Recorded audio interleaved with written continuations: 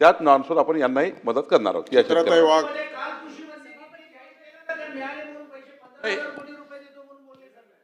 सभापती महोदय, आत्महत्या ओ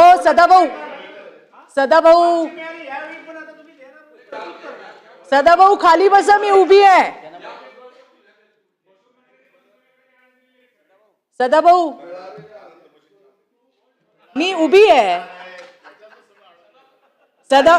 सभापती महोदय, आत्महत्याग्रस्त कुटुंबातील महिलांना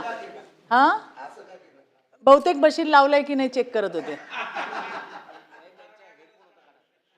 आत्महत्याग्रस्त कुटुंबातील महिलांच्या सुद्धा अडचणी आहेत. जमिनीवर मालकी नसल्याने या महिलांना एकतर मजुरी करावी लागते किंवा त्या ठिकाणी रोजगाराचे इतर मार्ग शोधावे लागतात. माझा एकच स्पेसिफिक प्रश्न आहे, शेतीशी संबंधित उपजीविकेच्या योजनांचा लाभ या महिलांना प्राधान्याने मिळाला पाहिजे.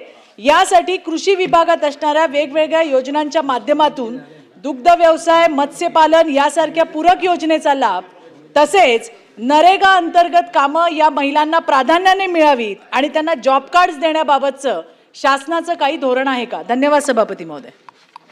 मंत्री महोदय, दोनच प्रश्न झाले आज. शासन निर्णय महत्वाचा आहे. 18/19 अन्वये महसूल विभागाकडून शेतीचा सातबारा आत्महत्याग्रस्त शेतकऱ्यांच्या विधवेच्या नावावर करणे, महिला व बाल विकास विभागाकडून संपत्तीत वाटा मिळवताना आत्महत्याग्रस्त शेतकऱ्याच्या पत्नीस प्राधान्य देणे, ग्रामविकास विभागाच्या मार्फत विविध विभागाकडून घरकुल योजनांमध्ये आत्महत्याग्रस्त शेतकरी कुटुंबातील विधवांना प्राधान्यक्रम देणे, अशा विविध योजना आणि विविध विभागाकडून आत्महत्याग्रस्त शेतकऱ्यांच्या विधवांसाठी शासकीय योजनांचा लाभ देण्यात येत आहे. या संदर्भामध्ये आपण जी सूचना अधिकची केली, या संदर्भामध्ये सुद्धा सरकार सकारात्मक विचार. अरुण लाड. सभापती महोदय, हा विषय इतका महत्त्वाचा आहे. सांगली जिल्ह्यात मे महिन्यात पाऊस चालू झाला, 6 महिने पिकं पाणी खाली होती. ऊस वाढायच्या आधी त्याला तोट्या आल्या आणि न वाढता ऊसात तोट्या आल्या आणि ऊस बाद झाले.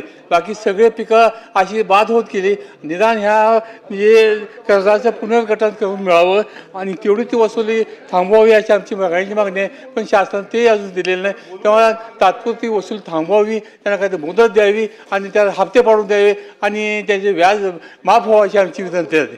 मंत्री महोदय, या संदर्भामध्ये सहकार विभागाला सूचना देण्यात आलेल्या आहेत. तो विभाग या संदर्भामध्ये काम करतो. हा अत्यंत गंभीर विषय आहे. मंत्री महोदय, आपल्या सूचनांची कोण गंभीर दखल घेत नाही हे मी निदर्शनास आणतो.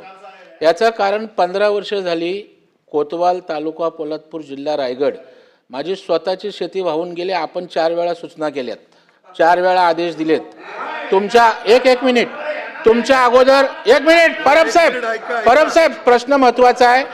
अनिल पाटील तुमच्या अगोदर मंत्री होते या खात्याचे. याच्यात गंभीर असं आहे ना, सरकार सगळी मदत करतं, पैसे आणतं, तुम्ही जे इथे सांगता किंवा शासन जे आदेश देतं त्याचं पालन होत नाही. माझी स्वतःची शेती या ठिकाणी पूर्ण वाहून गेले. मी 50 पत्र दिली असतील, 4 मंत्री झाले, अजूनही काय झालं नाही. कसा काय विश्वास ठेवणार? घ्या माहिती, आपण दिलात आदेश की नाही बघा. तुम्ही आता बोलता सूचना दिल्या ना, तुमच्या सूचना नाही अधिकारी केराची टोपली दाखवतात. मी स्वतः भोगी आहे स्वतः. त्याच्यामुळे जर आपले आदेश पाळणार नसतील तर कसा शेतकऱ्याने विश्वास ठेवायचा? म्हणजे आम्ही बघतो स्वतः.